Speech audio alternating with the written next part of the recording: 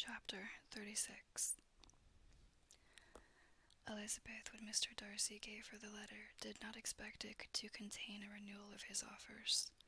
She had formed no expectation at all of its contents, but such as they were, it may be well supposed how eagerly she went through them, and what a contrariety of emotion they excited.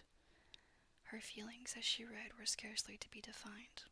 With amazement did she first understand that he believed any apology to be in his power, and steadfastly was she persuaded that he could have no explanation to give, with a just sense of shame would not conceal.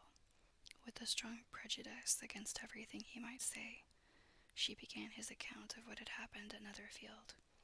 She read with an eagerness which hardly left her power of comprehension, and from impatience of knowing what the next sentence might bring was incapable of attending to the sense of the one before her eyes. His belief of her sister's insensibility she instantly resolved to be false, and his account of the worst objections to the match made her too angry to have any wish of doing him justice. He expressed no regret for what he had done which satisfied her. His style was not penitent, but haughty. It was all pride and insolence. But when this subject was succeeded by his account of Mr. Wickham, when she read with somewhat clearer attention a relation of events which, if true, must overthrow every cherished opinion of his worth, and which bore so alarming an affinity to his own history of himself, her feelings were yet more acutely painful and more difficult of definition. Astonishment, apprehension, and even horror oppressed her. She wished to discredit it entirely, repeatedly exclaiming, "This must be false. This cannot be. This must be the grossest falsehood." And when she had gone through the whole letter, though scarcely knowing anything of the last page or two, put it hastily away, protesting that she would not regard it, that she would never look in it again. In this perturbed state of mind, with thoughts that could rest on nothing, she walked on, but it would not do. In half a minute the letter was unfolded again, and collecting herself as well as she could, she again began with the mortifying perusal of all that related to Wickham, and commanded herself so far as to examine the meaning of every sentence. The account of his connection with the Pemberley family was exactly what he had related himself, and the kindness of the late Mr. Darcy, though she had not before known his extent, agreed equally well with his own words. So far each recital confirmed the other, but when she came to the will, the difference was great. What Wickham had said of the living was fresh in her memory, and as she recalled his very words, it was impossible not to feel that there was gross duplicity on one side or the other, and for a few moments she flattered herself that her wishes did not err. But when she read and reread with the closest attention the particulars immediately following of Wickham's resigning all pretensions to the living, of his receiving in lieu so considerable a sum as £3,000, again was she forced to hesitate. She put down the letter, weighed every circumstance with what she meant to be impartiality, deliberated on the probability of each statement, but with little success. On both sides it was only assertion. Again she read on. But every line proved more clearly that the affair, which she had believed it impossible that any contrivance could so represent as to render Mr. Darcy's conduct in it less than infamous, was capable of a turn which must make him entirely blameless throughout the whole. The extravagance and general profligacy which he scrupled not to lay to Mr. Wickham's charge exceedingly shocked her, the more so as she could bring no proof of its injustice. She had never heard of him before his entrance into the Shire militia, in which he had engaged at the persuasion of the young man who, on meeting him accidentally in town, had there renewed a slight acquaintance. Of his former way of life nothing had been known in Hertfordshire, but what he told himself. As to his real character, had information been in her power, she had never felt the wish of inquiring. His countenance, voice, and manner had established him at once in the possession of every virtue. She tried to recollect some instance of goodness, some distinguished trait of integrity or benevolence, that might rescue him from the attacks of Mr. Darcy, or at least by the predominance of virtue, a turn for those casual errors under which she would endeavor to class what Mr. Darcy had described as the idleness and vice of many years' continuance. But no such recollection befriended her. She could see him instantly before her in every charm of air and address, but she could remember no more substantial good than the general approbation of the neighborhood, and the regard which his social powers had gained him in the mess. After pausing on this point a considerable while, she once more continued to read, but alas, the story which followed of his designs on Miss Darcy received some confirmation from what had passed between Colonel Fitzwilliam and herself only the morning before, and at last she was referred for the truth of every particular to Colonel Fitzwilliam himself, from whom she had previously received the information of his near concern in all his cousin's affairs, and whose character she had no reason to question. At one time she had almost resolved on applying to him, but the idea was checked by the awkwardness of the application, and at length wholly banished by the conviction that Mr. Darcy would never have hazarded such a proposal if he had not been well assured of his cousin's cooperation. She perfectly remembered everything that had passed in conversation between Wickham and herself in the first evening at Mr. Phillips's. Many of his expressions were still fresh in her memory.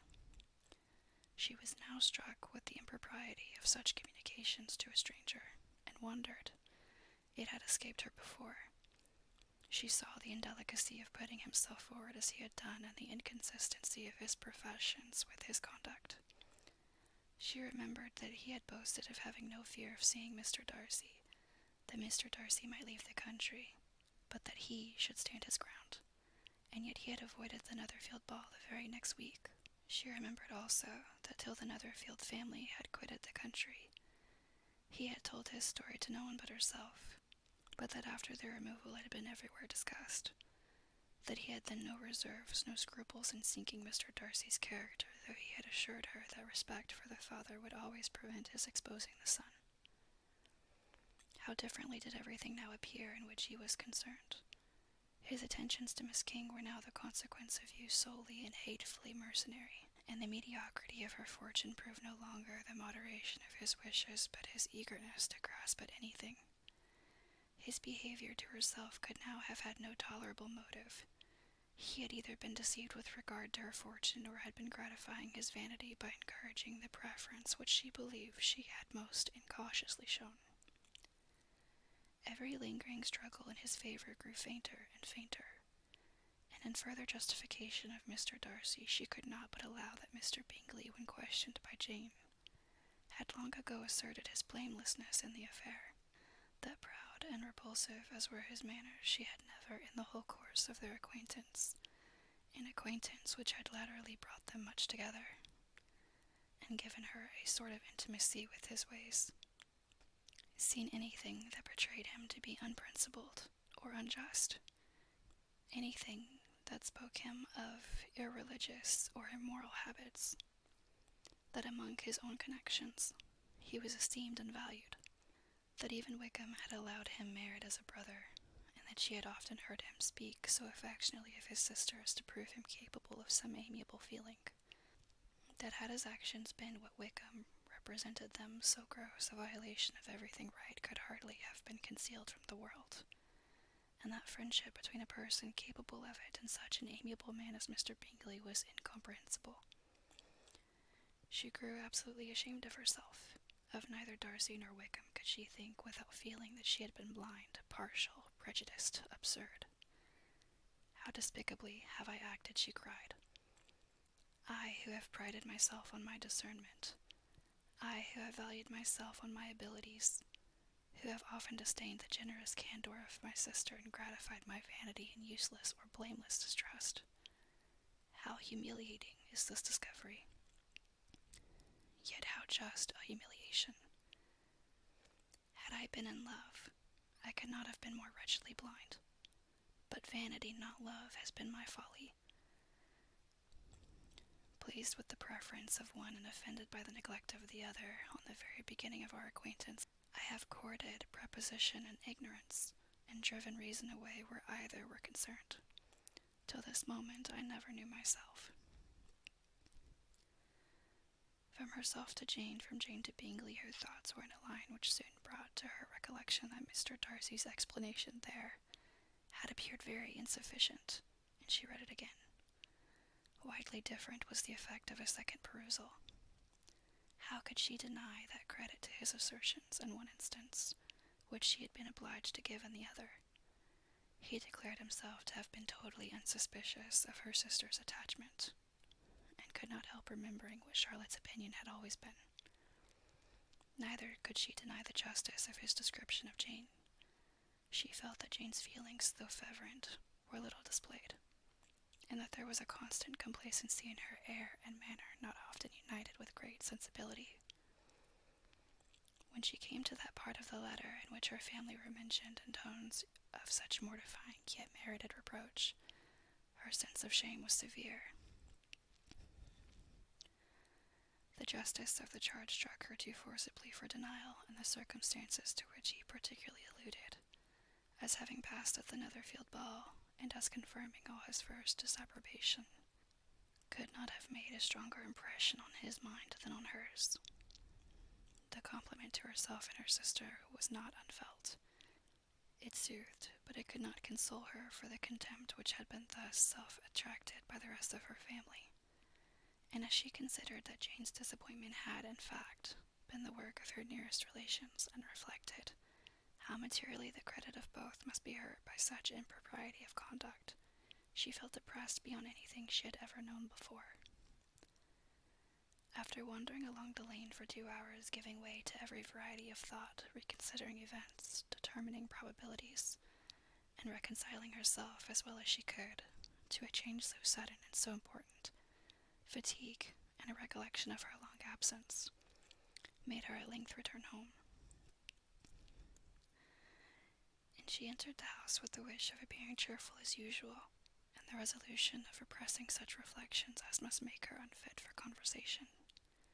She was immediately told that the 2 gentlemen from Rosings had each called during her absence, Mr. Darcy only for a few minutes, to take leave, but that Colonel Fitzwilliam had been sitting with them at least an hour, hoping for her return, and almost resolving to walk after her till she could be found. Elizabeth could but just affect concern in missing him. She really rejoiced at it. Colonel Fitzwilliam was no longer an object. She could think only of her letter.